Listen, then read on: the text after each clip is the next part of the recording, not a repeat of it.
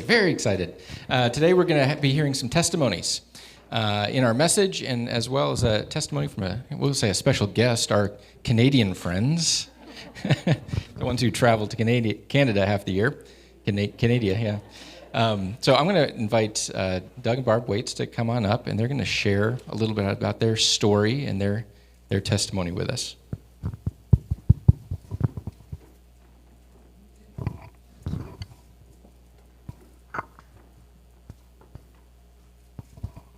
Well, hi.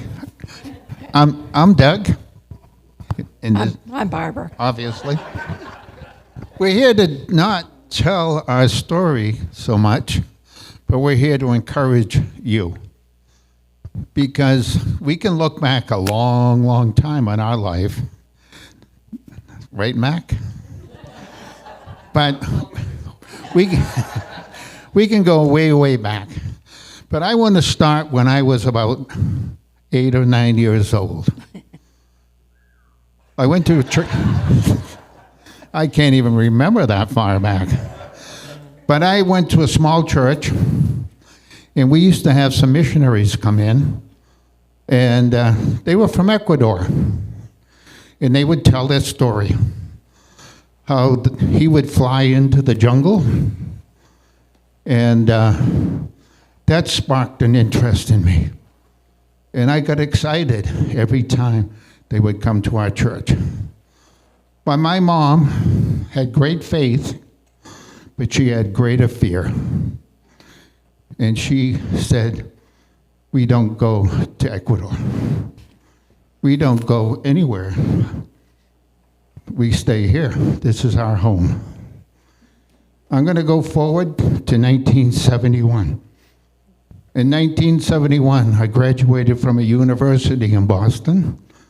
After spending several years in the military, getting married, going to Boston and studying, I had to take an elective. Well, I was in science class, and electives, they were like music appreciation, art appreciation, but they offered some languages. They offered Spanish, French, and Russian. Well, I took Spanish. Well, I didn't know anybody from Spain. I didn't know anybody that spoke Spanish. I didn't even know a Spanish person. I grew up in a family where French was familiar. So we're going to fast forward again to 2001. 2001, I got a call from a friend in Dalton. And he said, "Doug, we want you to come on a mission trip. We want you to go to Mexico with us." Well, 2001 was a tough year. That's when my first wife, passed away. And her greatest ambition in life was to go to the foreign mission field. But me, like my mother, we had fear. We didn't do those things. So now I'm going to turn the story over to my wife. Okay. I'm only going to start 20 years ago. 20 years ago, it may surprise you who know me, I was absolutely terrified to go on a mission trip. That was one of my greatest fears. However, my husband at the time, Paul, he wanted to go on a mission trip to Peru for 2 weeks. And there was no way I was going to go with him. I was just so terrified. And when I mean terrified, I mean was paralyzed. I wouldn't be able to eat, couldn't barely move. So I didn't go. And he was ill at the time that he went. And in fact, he died within a month after he got back from the mission trip. And so that was one of my biggest regrets, that I didn't go on that mission trip. So going forward 2 more years, my church came up with another mission trip. This time it was to Croatia, and I knew I had to go on that trip. I was doing it partially in honor of my first husband. So I went to the first meeting to see what it was all about, and they gave us an agreement, a covenant that we were to sign if we wanted to go on the trip. It was the do's and the don'ts and so forth on the trip. And I was literally shaking at the time because I knew I had to go on that trip, but I was still terrified. But the last 3 words on that agreement were, "as God enabled." And I clung to that. It meant something to me like it never had before. It took the responsibility for me showing up off of me onto God. And so, there were months of preparation, and I kept those words in the forefront of my mind. And it's actually good for us to remember. We stirred up a lot of memories doing this. And those words, "as God enabled," were so prevalent in my mind. And actually, it turned out to be a great trip, as I kind of got hooked on mission trips. Am I supposed to keep going? Okay. Oh, okay. Yeah, I forgot that part. We got married.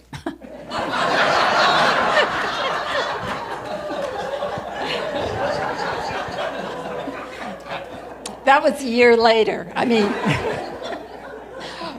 what we had in common, a lot of things. We were both Christians, we were both widowed, and we had both just come back from a mission trip. Okay, so we're married, and we go down to Massachusetts. That's where I'm from. And I've heard many stories. Okay, we go down to church in Massachusetts, the first and only time we'd been in that church since we got married there. And what are they doing? They're advertising a mission trip. And that was one of our goals when we got married, that we would go on a mission trip together. And so this one was to the Dominican Republic. And as I mentioned Thursday night, I don't do very well in the heat. Dominican Republic is extremely hot, as every mission trip I've been on is. I just want to go backtrack. For 30 years, we moved from Boston to Milan. I worked in Milan for a bit. In 1976, we moved down here in southern New Hampshire.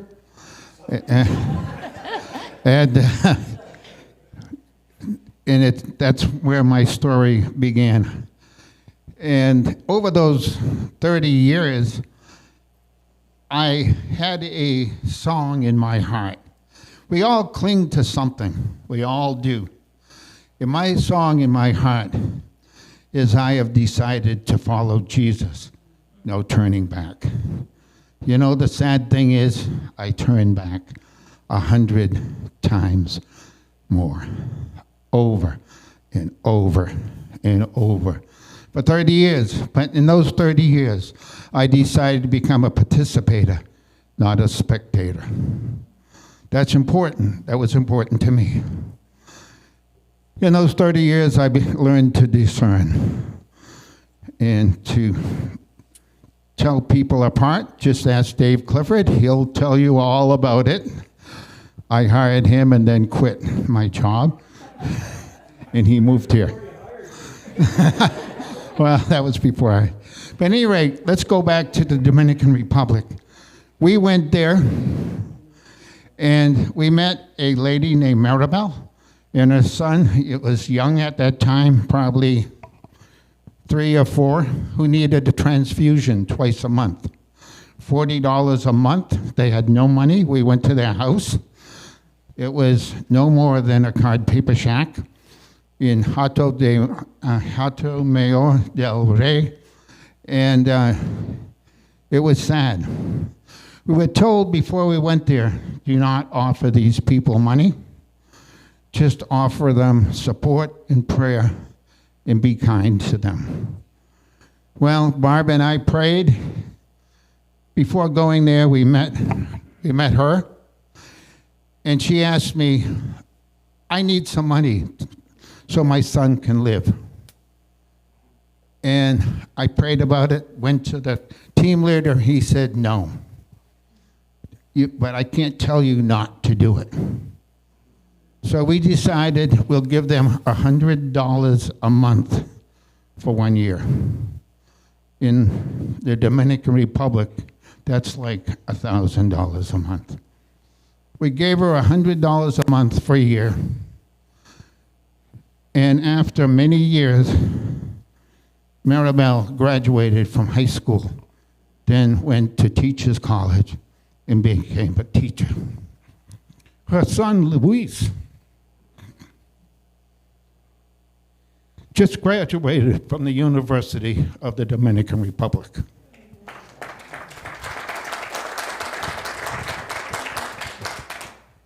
Was that by accident, or was that by divine providence that God should bring us to the Dominican Republic? And then we were very friendly with Becky and Byron Godinho. Doug had known them for years. He taught Byron how to drive, which may explain a lot. But, sorry. So they lived with us for a month, and they really wanted us to go to Ecuador. And so we said yes, we would go sometime. And the time came that we were supposed to go to Ecuador. But then we went to Whitefield to a potluck dinner, and we met Jan and Steve Cruz, who Doug had gone on his first mission trip to Mexico with. And, oh, man, I really liked them right away. I was ready to sign on the dotted line to go to Mexico, but we had promised to go to Ecuador, so we were going to do that. So the very next day, we got a phone call from Byron in Ecuador saying, we're coming home on furlough, so you won't be coming down this year. We went, oh, great. So we can go to Mexico. All right, then Doug, who's the idea man, and I'm the, well, how is that going to work person, said, let's take a group from Faith Bible Church with us to Mexico. And I'm going, oh, okay, let's see how this works, because we're going to need the people, and then we're going to need a lot of money. And so after we announced it in the service, Melissa McKenzie, who some of you will remember, came up to me and said, I would love to go on that trip, but I don't have any money. And I said the Christian thing, well, God will provide if you're willing to go. And I didn't believe a word of it. But I've learned over the years that God really did provide, because we ended up with 17 people going on the trip. 3 of them are here today, and besides us. And we had more than enough money so that we were able to give more money to the Mexicans that we met up with down there. Let's see, we have to take turns here, so I kind of forgot where we are. Oh, yes, we're gotten to California. And Steve Cruz takes us in the office, sits us all down, gives us a little orientation lecture. And he said, well, maybe some of you are worried that the trip won't be a success. I said, oh, he's talking to me. And he said, you can stop worrying, because your trip is already a success because you're here. You were obedient enough to come here. Your trip is a success, which took a load off of my shoulders. And during that trip, lots of things went on, but we were staying in an old hospital. It was only us staying in the hospital. And you guys were with us. And one night I was cooking a gourmet dinner of grilled cheese sandwiches, and Jan Cruz comes up and she says, "There's a woman and a daughter outside the door, and they have nothing to eat. Could we give them some sandwiches?" And of course we said, "Sure." And then Jan Starring said to Paul, who was delivering the sandwiches, "Make sure you give them some water." And that was like light bulb moment in my head, because you know the verse in the Bible that says, if you give somebody a cup of cold water in my name, you're giving it unto me. And that was like, wow, this is the first moment in my entire life I know at this exact moment I'm doing exactly what the Bible says. And that's a moment I've never forgotten. I don't know if you guys remember that or not. Okay, I'm going to just finish with a quick story. We used to work the border, the U.S.-Mexican border. If you've never done it, I suggest you consider it if you're young enough. It's an eye-opener. And everything goes on at the border. It's a sad, sad, sad, sad place. We were getting ready for what we called a regatta, and that was to offer medical attention to people, bring them in and share the gospel. We'd bring in 1,000 people. And me, one day there was 3 of us, Jorge, myself, George and I were good friends. He was a fine Christian man, had been deported from the United States. Many, many years ago, his family all lived in Los Angeles. There was Pastor Raul. He was a former Hell's Angel. And the 3 of us were putting up tents. And there was a young gentleman who came. I could tell he was an an indigenous person. And he just stood there and watched us. And I looked down. I was up on the step ladder. And I said, "Would you like to help?" And he said, "Okay." Nothing more than that. So over time, he broke down his fears, started talking. And come to find out, he had just been deported. He grew up in Las Vegas, spoke very little Spanish. His wife was deported with him. She was indigenous from Oaxaca in southern Mexico. They had a 2-month-old baby and a 1.5-year-old baby.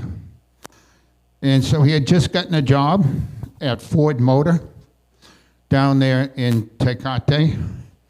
And he was looking forward to an exciting time, at least there in Mexico. But he had no place to stay. He was living on the street. I lent him my buck knife because he decided to get up on the ladder. I was too old. And so he did. He got up on the ladder. This was just a couple of years ago, pre-COVID. And he started talking. He opened up to us, told me his story, and I'm not going to go into his story. But what happened was I had lent him my knife, and that night, God just spoke to me. A couple of weeks ago, Steve Walker said, "Listen to what God has to say." And he spoke to me to give him a $20 bill. I gave him a $20 bill. He came back. I came back the next morning. He had bought Pampers, a pizza. He bought all kinds of things for his little baby. And he stayed there with Pastor Raul. And that night, he gave his heart to Christ. Now,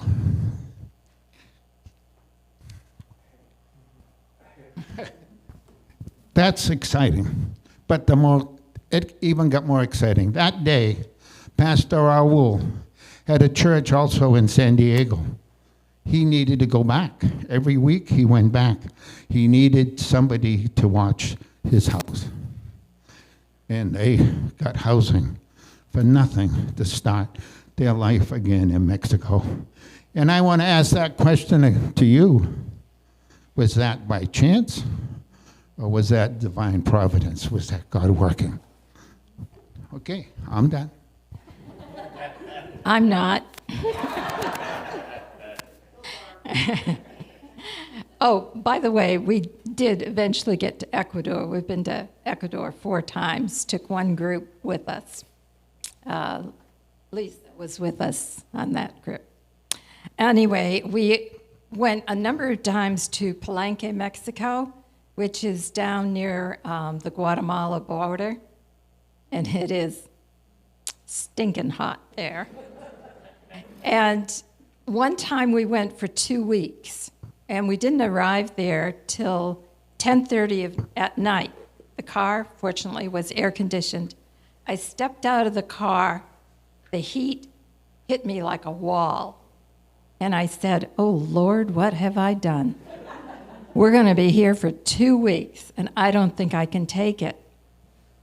The very next day, it rained. Now, usually when it rains in the jungle, it gets more humid. It didn't. It cooled it down. It cooled it down for 2 or 3 days. It was like, oh, this is so wonderful. And I'm convinced God sent the rain for me. Maybe I have a swelled head, but I'm pretty sure that's what it was. And in Palenque, we would do various things. We'd always have a doctor and usually a dentist with us as we go out to these Indian tribes, and they don't even speak Spanish. They speak other languages. And we would give out reading glasses. And one time, there was this gentleman who really had very poor eyesight. Steve Cruz would have them read a Gospel of John, throwing in a little witness wherever you can. And this man couldn't read anything. And Steve said, "Oh, I think we have a pair of those very strong glasses." Well, I knew he didn't, because I have sorted thousands of donated glasses for Mexican Medical, and they never have that strength. But Steve says, "I think I've seen one." So he's digging in his bags, and I'm praying. And wouldn't you know, he comes up with, it's like a 700 strength glass for this one man. And they've never before or since had a pair of glasses like that. And for the women, he couldn't test the women with the Gospel of John because the women couldn't read. And so he said, "Oh, if I only had a needle and thread, I could test their eyesight that way." And Deb Emerson was on the trip with us, and she said, "I've got a sewing kit." She said, "I don't know why I packed it, but it just seemed like a good thing to throw in." So he was able to use that to test people's glasses. So we don't have it all together yet. Sometimes you listen to people speak and go, "Wow, they've really arrived." We haven't arrived. We still have lots of issues. And one thing we learned we had to be very careful about when we were going on a mission trip, usually Doug and I get along pretty well. A little more enthusiasm. But we really had to watch it when we were going on a mission trip because we would start arguing with each other. So that wasn't good. But we learned to be aware of that. So there are many things that I did and saw on mission trips that I never thought I'd be able to see or do because I'm not a very brave person. But I've seen scorpions, and by the way, they caught scorpions in a little glass jar in the jungle and showed me. But they said, "Don't worry, they never go in buildings." I knew they were lying, but I chose to believe them, and it was much more relaxing. And we saw scorpions crawling over the ceiling there. We went to sleep listening to howler monkeys, which are really, really loud. And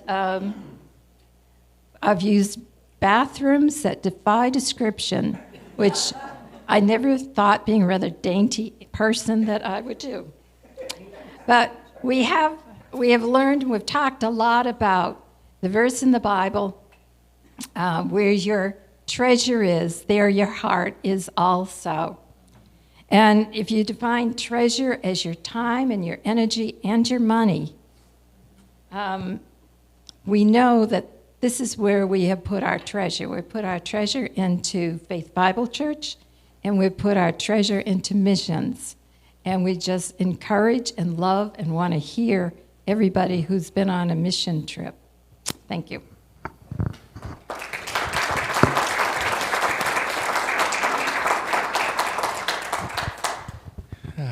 Even better the second time. Get to hear that on Thursday and enjoy it today as well. So we're going to have Mark Vincent. He's going to come up here and share a little message with us this morning.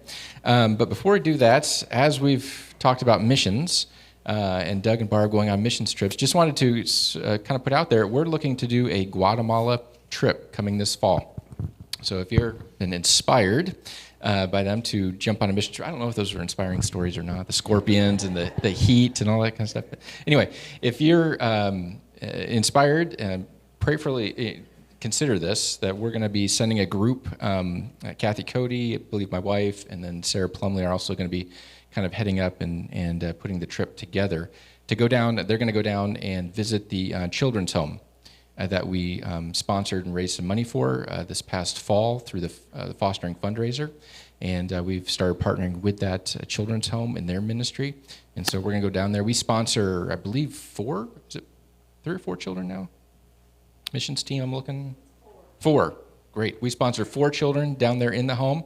And so the team will get to go down there and meet them and then bring back reports on how that home is doing. So it's coming up in the fall is what we're looking at. If you're interested, please let us know and be praying about that over the next few months. All right, Mark, you about ready?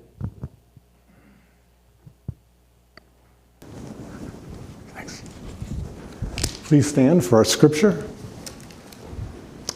We'll read it together. Why do you call me Lord, Lord, and don't do the things I say?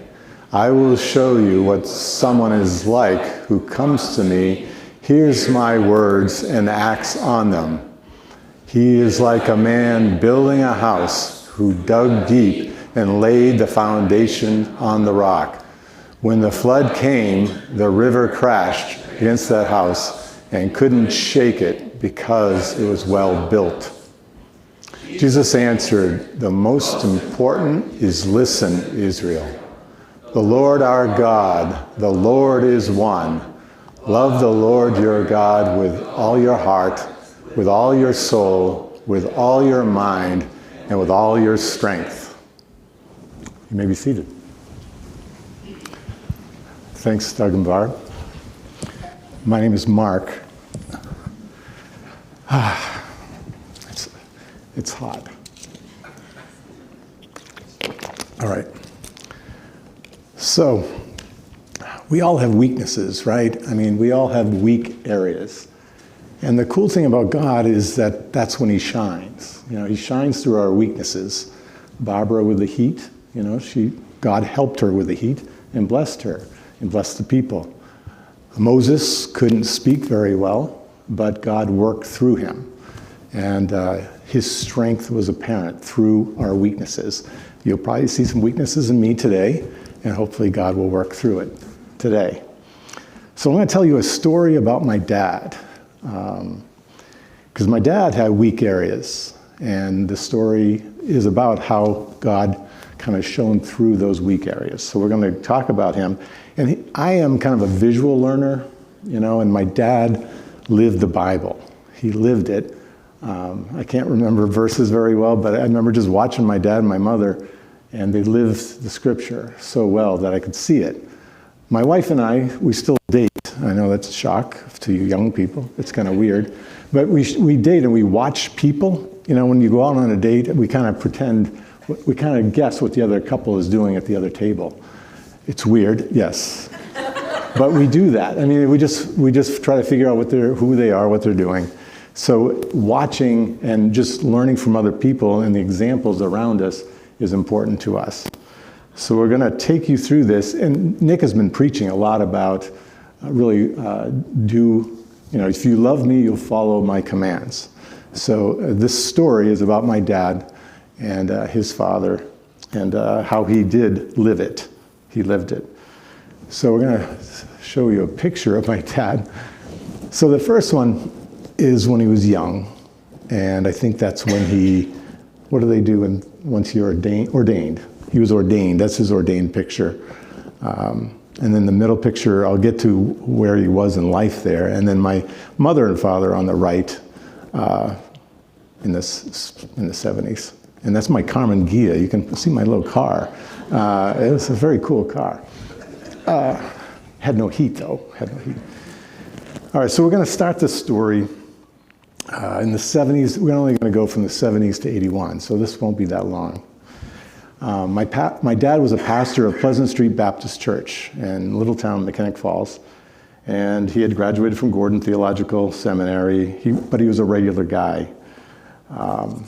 He and I suffer from the same thing with intestinal issues before we speak.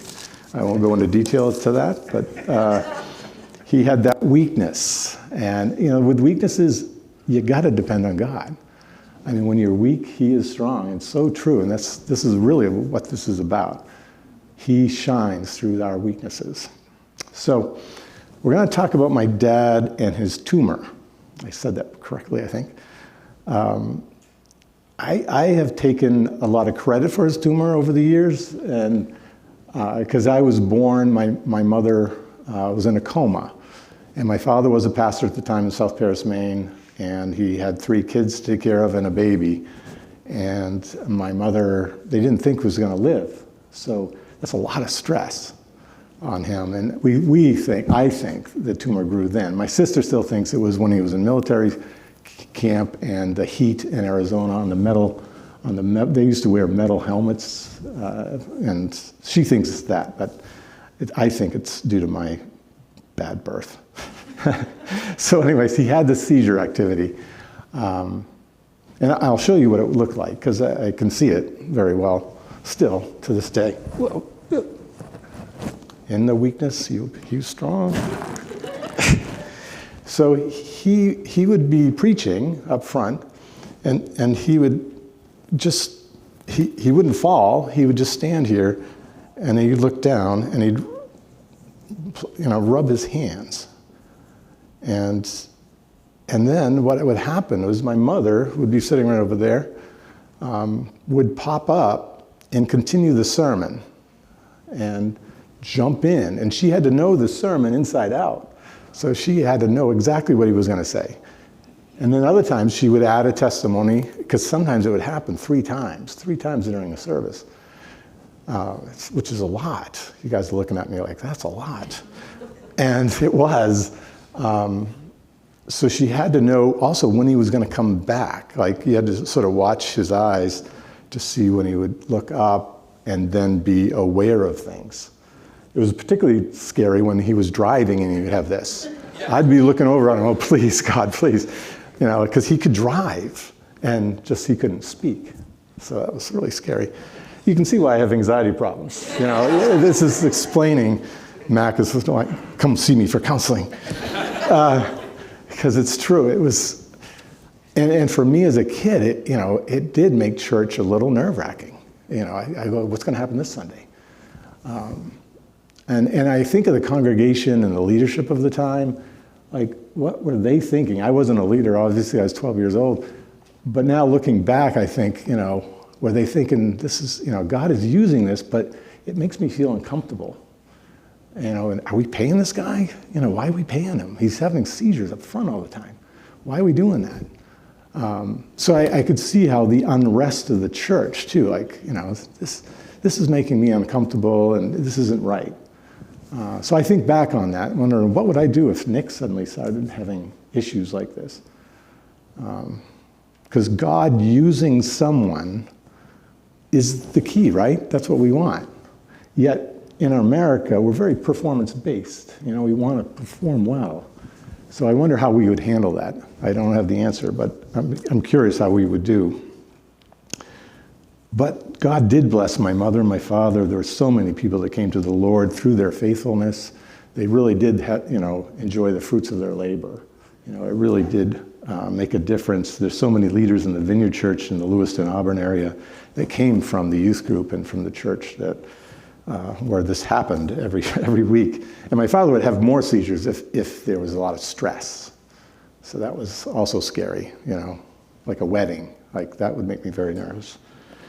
So anyways, he, until this point, he had been kind of a disciplinarian, kind of father, strict. He was very bold. I can see him yelling at people on Sundays when they were mowing the lawn. It's the day of rest. He'd yell out the window, and if someone was drinking publicly, he would go right up to him and say, "You shouldn't be drinking." He was very bold, kind of scary bold. One time at a Red Sox game, somebody took my hat and threw it, took it off my head and threw it. And he went right up to that guy and got right in his face. I'm like, "No, Dad, no. This guy could kill you."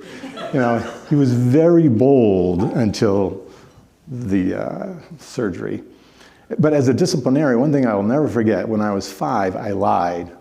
I admit it. I lied as a 5-year-old. And I remember when he had to spank me. Back then, that's what we did. We spanked. And he didn't want to do it. He looked at me and said, "I don't want to do this, but I got to do this."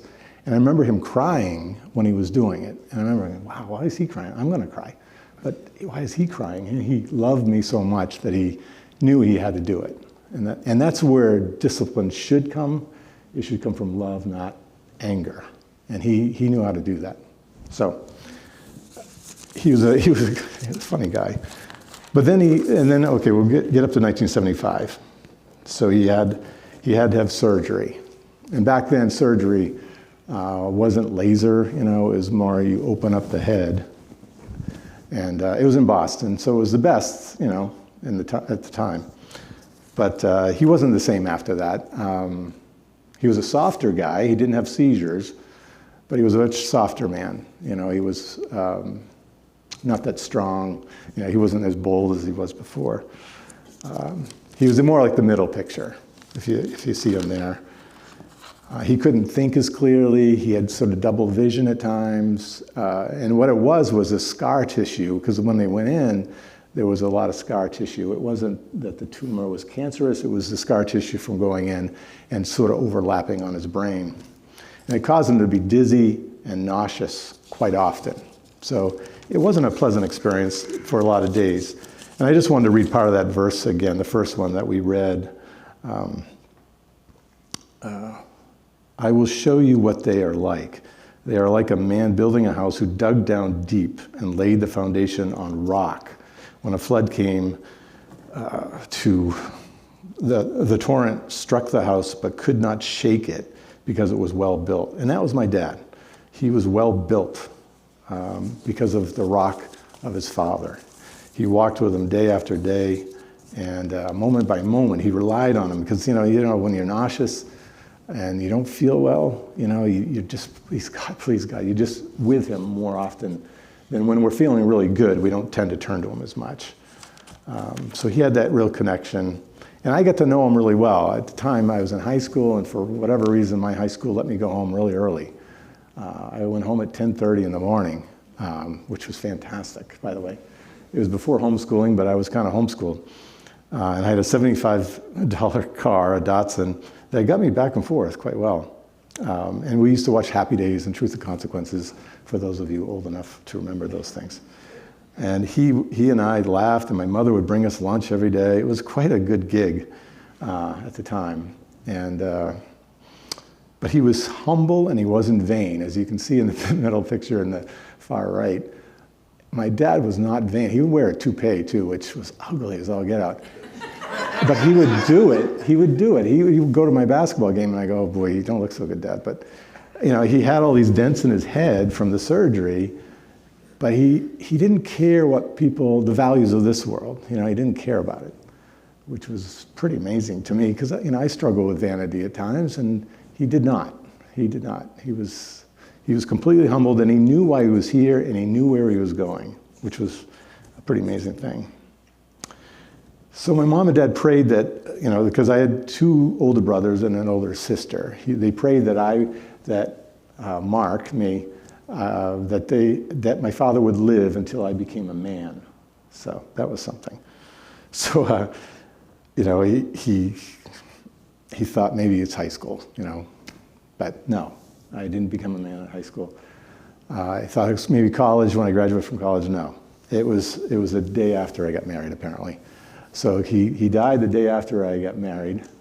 We'll come back to that in a second. But so that's when my wife and my family all say I became a man, because my parents, their prayers were so clear and earnest, and God answered them, and you could see it. You could just see it. But before all that, I'm going to go back a little bit. He went to the elders. He tried to do the things that you're supposed to do for healing. He didn't want to. He didn't want to suffer. It's not like, please God, have me suffer. But he loved his relationship with the Lord. He had the nausea and all the things that he had to suffer moment to moment. We'd go out to eat and he'd struggle afterwards, and it was really hard. And he really did walk with God here. The kingdom starts here, because the relationship that he had with God was so strong. It was like he had the heaven without all the the freedom of nausea and the sickness and all those things. So he was with the Lord day by day, and you could really see it.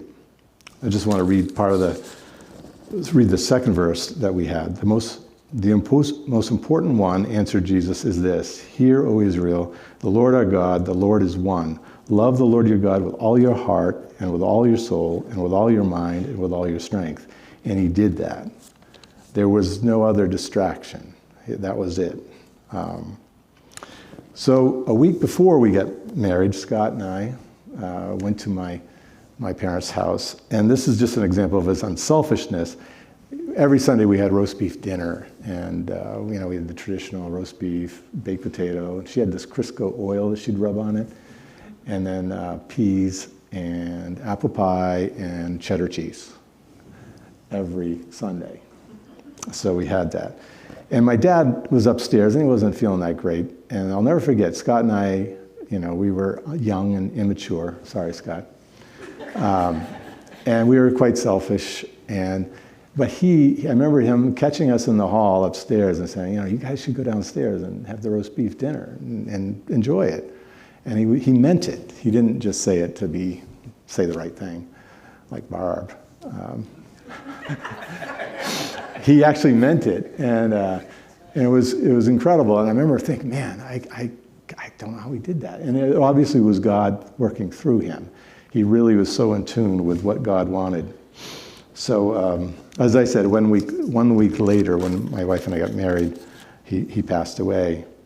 And he was only 57, and my mother died like 2 years later, and she was only 57. So when I turned 57, I became a little nervous, because I'm a little superstitious. But now I'm older than that, so I made it past that. So if any of you are worried. So at his funeral that week, my wife and I had just been married, and we went to the funeral at the end of our honeymoon. And my sister wrote a eulogy, and I'm going to read it. And I didn't really pay attention to it because I was kind of distracted at the time. And Beth found this just not that long ago. So I'm going to read what my sister wrote and what she read at the funeral. It's called Heaven Can't Wait. Ever since I can remember, I have wanted to know everything about everything. If you were to be nice about it, you could say I was given to an intelligent curiosity. Otherwise, you'd have to say I was just plain stubbornly nosy. One important area I could not seem to learn everything about was heaven. I took my Bible concordance and read all the verses about heaven.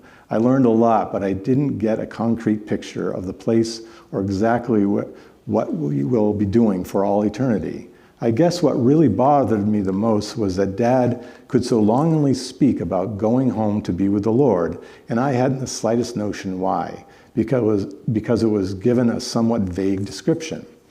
My need to know everything about heaven had hit a stone wall. About this time, I expressed my confusion to a friend of ours from seminary. He didn't answer with theological gibberish, but with a simple parable. He said, let's say your father moved to a frontier region in Alaska, and after getting settled, gave you a long-distance phone call and asked you to come visit, and he'd foot the bill for airfare. How would you react? Would you say you couldn't come until he sent you a photograph of the house or an itinerary of events that you would participate in when you arrived? No, your first reaction would be an excited happy. Yes, because you know your Father, and any place he would be good enough for you. That's the whole key. Because you lived with your dad for years, shared experiences, trusted him, loved him, and been cared for by him, any place he is will be wonderful. You know that from experience. Now, on the other hand, if your dad had left your home when you were a baby and 30 years later he calls and asks you to Alaska, you likely wouldn't go because you have no experiences on which to base your trust. This made it also clear. It wasn't the home Dad was anxious to get to, it was being with his Heavenly Father, who he has experienced throughout his life. He knows and has walked daily with the Lord. That he will be there is all that matters about heaven. What he'll do or what it will look like won't matter. He'll no longer look through a glass darkly, but he'll then see his Lord face to face. Can you imagine the happiness that will bring? There is a second insight to be gained from this parable. Throughout my father's life, he was committed completely to his Lord. He took time to commune with him. He listened to him. He did his Heavenly Father's will. He practiced what he preached. He endured his suffering without complaint, waiting on the Lord for strength. All these things he did, and in them loved, trusted, and walked with the Lord. Consequently, going to be with him is a wonderful union of old friends. My dad is blessed because he chose to take the time to know, love, and obey his God. But what of us? We who relegate devotions to the bottom of our priority lists, do we experience God day by day? Do we give him our lives and then hold on to areas we think we know how to handle? In the noise and pace of our lives, have we stopped hearing the Holy Spirit's leadings? Do we really have the time and the urgency to experience God? If we don't, then how do we see heaven and eternity? If we fear death, maybe it's because we haven't experienced our Heavenly Father's love or let him act in our lives. Once we have, death has lost its sting. Dad often gave salvation messages at funerals because he cared for the living. He wanted them to know that because Christ died for us, we need never fear death. Christ took our hell for us. Because of this, we go to be with God when we accept him by faith. Dad loved all of you, and for him I say, experience your God. If you do, heaven won't wait. It will start in your hearts now.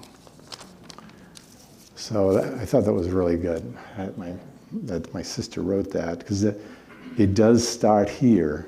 And at times it's really rough. You know, we all have our rough times, and we just got to walk with them. It's that simple, but hard to do.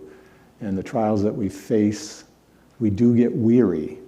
We get tired, and we need to just rest in him. I think of the picture that Pastor Mac always used to show of a person resting in Jesus' arms. We just need to rest in him, because he's got this.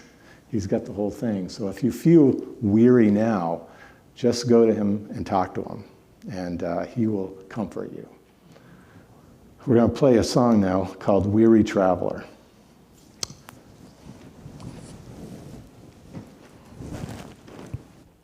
Weary traveler, beat down from the storms that you have weathered. Feels like this road just might go on forever. Carry on. You keep on giving, but every day this world just keeps on taking. Your tired heart is on the edge of breaking. Carry on. Weary traveler, restless soul,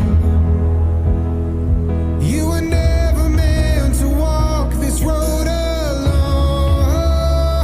It'll all be worth it, so just hold on.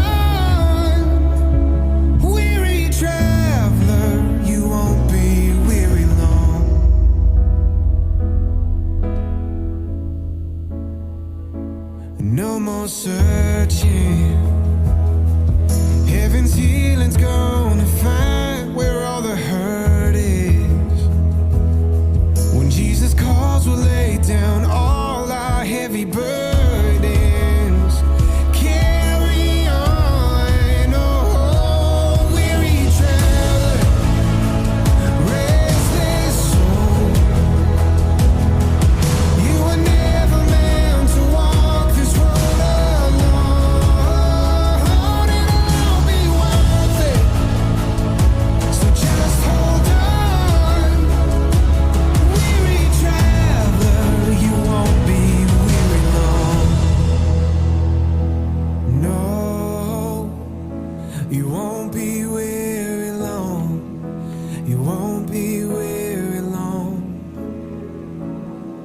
Someday soon we're gonna make it home. Someday soon we're gonna make it home. Someday soon we're gonna make it home. Someday soon we're gonna make it home. Someday soon we're gonna make it home. Someday soon we're gonna make it home. Someday soon we're gonna make it home. Gonna make it home. Weary traveler, restless soul, you were never meant to walk this road alone.